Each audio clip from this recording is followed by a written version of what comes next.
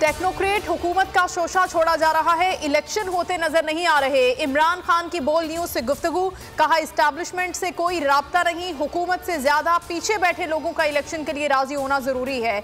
मजीद कहा जनरल बाजवा ने बड़ा जुल्म किया, डिफॉल्ट के करीब खड़े हैं। साबिक आर्मी चीफ के नजदीक सियासतदानों की करप्शन बेमानी थी। पीटीआई हुकूमत में 5% डिफॉल्ट का खतरा था, अब 90% है। मुल्क में जंगल का कानून है। इलेक्शन में शिकस्त का खौफ, गैर मुंतखब हुकूमत बनाने की कोशिशें तेज। फवाद चौधरी कहते हैं इंपोर्टेड टेक्नोक्रेट मसाइल हल नहीं कर सकते, फैसले करने वाले तजुर्बे करना बंद करें, सख्त मुजाहमत करेंगे। हम्माद अजहर ने कहा कि ये चाहते हैं कि टेक्नोक्रेट हुकूमत लाई जाए, हमें मालूम है इलेक्शन कमीशन क्या कर रहा है, मुल्क बचाने का वाहिद हल आम इंतखाबात हैं। शेख रशीद ने कहा कि कश्ती डूब रही हो तो इस्टेब्लिशमेंट खामोश नहीं रह सकती। ये चाहते हैं कि बैकडोर से एक मरतबा फिर वजीर आजम बन सकें। बिलावल भुट्टो कहते हैं इस्टेब्लिशमेंट से इनके सहूलतकार हट गए, किसी और इदारे में शायद इनके सहूलतकार अभी भी मौजूद हों। इलेक्शन वक्त पर होंगे तो इनके सहूलतकार किसी भी इदारे में मौजूद नहीं रहेंगे। तहरीक इंसाफ के इस्तीफों के मामले पर शहबाज सरकार के ताखीरी हरबे। स्पीकर राजा परवेज अशरफ कहते हैं इकट्ठे आने की जरूरत नहीं, हर मेंबर अलग अलग आए, इस्तीफा लिखे फिर तस्दीक करूंगा। पॉलिसी बड़ी वाज़ेह है, आईने पाकिस्तान के पाबंद हैं। पीटीआई वफ्द कल सुबह 11 बजे स्पीकर से मुलाकात करेगा। इस्लामाबाद बल्दियाती इलेक्शन न कराना तौहीन अदालत के जुमरे में आता है। जस्टिस मोहसिन अख्तर कयानी के रिमार्क्स, कहा इलेक्शन कमीशन इंतखाबात कराने में दिलचस्पी नहीं रखता। क्या कभी कौमी सूबाई असम्बली के इंतखाब मुलतवी किए? क्या वफाकी हुकूमत पहले सोई हुई थी? 50-60 करोड़ रुपए खर्च हो चुके हैं, क्यों ना एडमिनिस्ट्रेटर की पावर्स को मुअत्तल कर दे। इतना सा शहर है, बेड़ा गर्क कर दिया है। पीटीआई की इंट्रा कोर्ट अपील गैर मुअस्सर करार।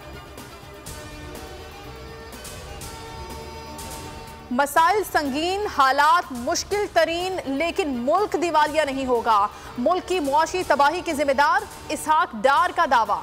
एतराफ किया डॉलर और खाद की स्मगलिंग हो रही है जो मईशत के लिए खतरनाक है। IMF को सबक पढ़ाने वाले वजीर खजाना ने तस्लीम किया कि कोई पैसे देने को तैयार नहीं, हम $1 बिलियन के लिए भाग रहे हैं। लोग मुआशी सूरत हाल से परेशान होकर सोना और डॉलर्स खरीद रहे हैं।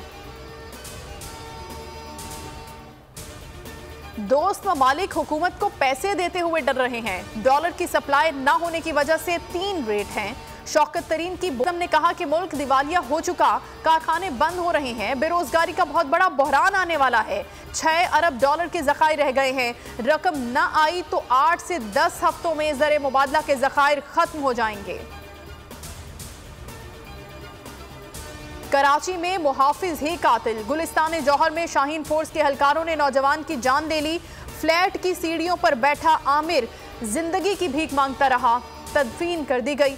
मकतूल की 15 माह पहले शादी हुई थी और 3 माह के बच्चे का बाप था। दुखियारी मां की हाथ जोड़कर इंसाफ की अपील। कराची टेस्ट में न्यूजीलैंड की शानदार कारकर्दगी, पाकिस्तान की बर्तरी खत्म। तीसरे दिन खेल के इख्तिताम पर 6 विकेटों पर 440 रन बना लिए। केन विलियमसन और टॉम लेथम की सेंचुरियां, अबरार अहमद ने 3, नुमान अली ने 2 शिकार किए। हेडलाइंस आपने जानी। न्यूज स्टूडियो से फिल वक्त इतना ही। किसी भी खबर के लिए आप विजिट कीजिए bolnews.com। अब आप देख सकेंगे प्रोग्राम तज्जिया। देखते रहिए बोल न्यूज।